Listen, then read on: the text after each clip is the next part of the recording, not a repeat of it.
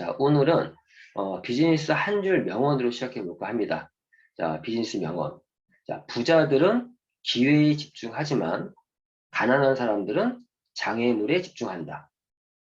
부자들은 기회에 집중하지만 가난한 사람들은 장애물에 집중한다. 자, 이 글귀에 대해서 어떻게 생각하십니까? 저는 정말 100% 공감합니다.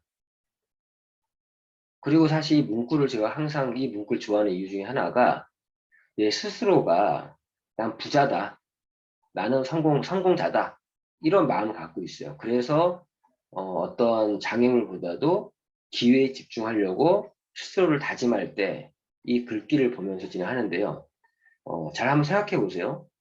어떠한 성공이라는 거에 어떤 목표를 이루려고 하는 거에 장애물이 없는 경우가 있나요? 없습니다.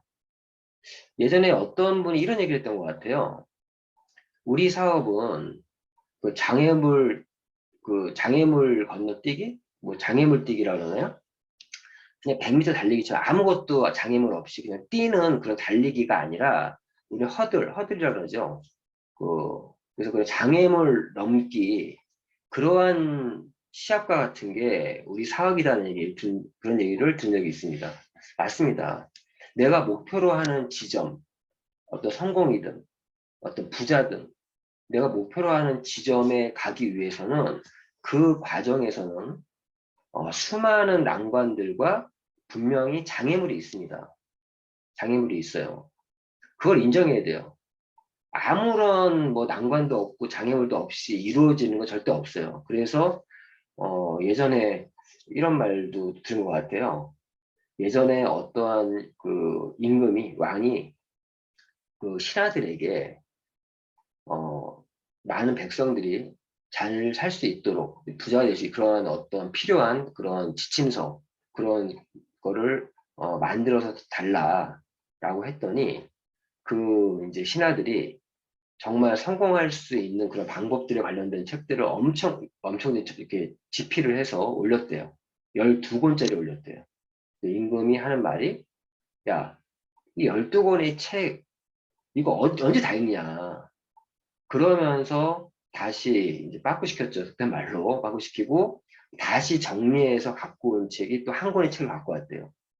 그런데 그또 임금님이 또 너무 두껍다 이랬대요.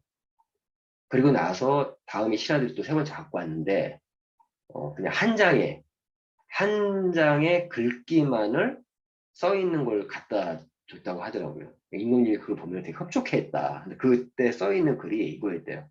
세상에 공짜는 없다. 이 말 한마디를 바쳤다고 합니다. 정말 세상에 공짜는 없고요.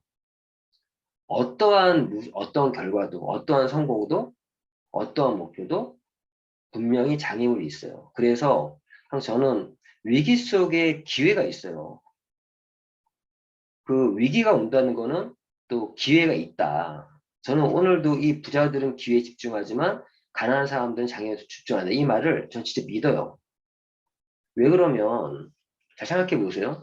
제가 예를 들면 이런 거예요. 어떤 파트너님과 대화를 합니다. 대화를 하는데 이번 달에 이러한 목표를 우리 함께 이루어보자. 이렇게 얘기를 했어요. 그런데 A라는 사람과 B라는 사람이 달라요. A라는 사람은요. 그러면 내가 이 목표 이루기 위해서 내가 무엇을 해야 됩니까? 어떻게 하면 이 목표 이룰 수 있습니까? 그거에 대해서 이렇게 질문을 하는 파트너가 있는 반면에 또 어떤 B라는 사람은요. 그 목표를 제시하면 아이고 저도 그 목표를 이루고 싶지요. 이루고 싶습니다. 그런데 제가 이렇고요. 저렇고요. 계속 안 되는 이유만 나열을 하는 거야. 그러면 A라는 사람은 자신이 어떤 그런 목표를 이루는 데 있어 장애물이 없어서 그런 얘기 할까요? 내가 사업 진행하는데 이러이러한 장애물이 있는데 불구하고 내가 이 목표를 어떻게 이룰 것인가를 물어보고 같이 상의하고 만들어 나가거든요. 근데 어떤 B라는 사람은 계속 안 되는 이유만 자기의 어떤 장애물, 자기가 사업에 집중할 수 없는 이유와 변명과 그런 핑계만 계속 돼요. 그때 이런 글들이 떠오릅니다. 아, 확실히 부자가 될 사람들은 그 기회에 집중하지만 가난한 사람들은 장애물에 집중하는구나. 결국에 어떤 문제에 대한 관점의 차이, 어떤 마인드의 차이가 굉장히 있는 것 같아요. 저 같은 경우도 처음에 PM 사업을 할 때 PM 사업만 집중할 수 있는 그런 여건들은 아니었어요. 하지만 내가 PM 사업이 내 인생의 어떤 기회라고 그때는 100% 알 수 없잖아요. 근데 기회일 거라는 어떤 촉이 왔어요. 촉이. 그때 확신이 아니에요. 촉이죠. 그런 촉이 왔고 내가 무차별적인 학습을 통해서 그 어떤 기회를 알아봤고 확신을 가지면서 제가 항상 학습에 대한 얘기를 많이 하는 이유가 학습을 하면요 보여요. 그러면 내가 처음에 선택한 동기가 좀 미약하더라도 내가 이 사업을 해야 되는 정확한 명확한 이유들이 바로 쓸 때가 있습니다. 근데 그런 것들이 그냥 이루어지는 것이 아니라 무차별적인 학습을 통해서 PM의 어떤 가치와 비전을 보았을 때 그런 촉이 아닌 확신이 되는 거거든요. 그리고 기회라고 느꼈다라면 내가 이 기회를 어떻게 하면 잡을 것인가 고민했던 것 같아요. 여러 어떤 장애물이 있었지만 근데 항상 그 장애물에 걸려서 넘어지는 분들을 보면 아 그게 아닌데 지금 시간이 흘러도 변함이 없어요. 항상 다람쥐 쳇바퀴식으로 돌아가고 있어요. 제가 이런 얘기 하잖아요. 자, 잘 생각해 보세요. 어떤 돈 문제가 있습니다. 그러면 우리가 돈 문제가 있으면 수입과 이제 지출이 있잖아요. 그러면 어떠한 돈에 정해진 돈이 있는데 어떠한 경제적인 어떤 사항들이 있는데 이걸 내가 문제를 해결할 방법은 두 가지겠죠. 지출을 줄이거나 수입을 늘리거나.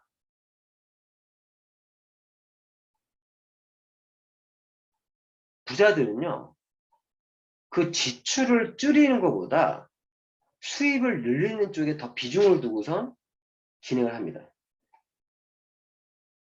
제가 사업을 하면서도 이런 얘기 하잖아요. 수익에 대한 목표도 세우라고. 수익에 대한 목표. 내가 이번 달에 얼마가 필요하다면 처음 당장은 안 되겠지만 내가 점점 나는 지출을 줄이는 것보다는 수입을 늘리는 쪽에 사업을 하겠다.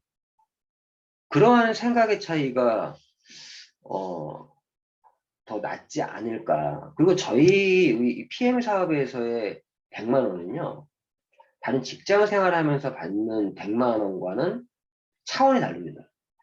왜? 저희는 계속 누적으로 더 커질 수 있는 그런 수익이고 일반 직장 생활에서 내 시간과 내 시간과 맞바꿔서 벌어가는 수입은요. 내 시간은 아무리 많은 사람도 시간 24시간밖에 없잖아요. 내 시간은 한정돼 있거든요. 그러면 똑같은 시간에 어떤 노동을 했을 때 그냥 고정되는 어떤 수입이 있고 늘어날 수 있는 수입이 있어요. 이런 PM 사업을 하는 이유는 그런 거죠. 제가 항상 얘기합니다. 저는 이제 PM 사업을 제가 진행하면서 실제 제가 진짜 사업에 집중한 거는 초기 집중 6개월이 다였다고. 특히나 그 초기 집중 6개월에서도 초집중 3개월이 다였어요. 그 3개월 집중한 것 때문에 저는 지금 인세적인 수입을 지금 벌고 있습니다. 근데 대부분의 많은 사람들이 이 초집중 3개월, 초집중 6개월을 집중하지 못해요. 초집중 3개월, 이 초집중 3개월 안에 첫 단추를 확실하게 끼워야 돼요. 지금 그리고 또 그 3개월 집중한 이후에 그 3개월을 한 번 더 반복해야 되는데 그걸 안 해요. 그러니까 어느 만들어 놓고 하루아침에 또 허물어버려요. 쌓는 거는 어렵지만 무너뜨리는 건 한순간입니다. 지금 어렵게 자신이 사업을 지금 집중해서 해서 어느 정도의 결과를 만들어서 조금만 더하면 이제 8분응선, 9분응선 넘어가서 정상을 찍고 이제 내리막길로 내려가는, 이 내리막은 안 좋은 의미의 내리막이 아니고요. 내가 눈덩어리를 굴리고 있는데 어느 시점까지는 올라가는 길이에요. 오르막길이에요. 그런데 우리 사업은요, 그 오르막길을 올라가서 어느 순간에 내리막길로 바뀔 때 이 눈덩이가 엄청나게 커지거든요.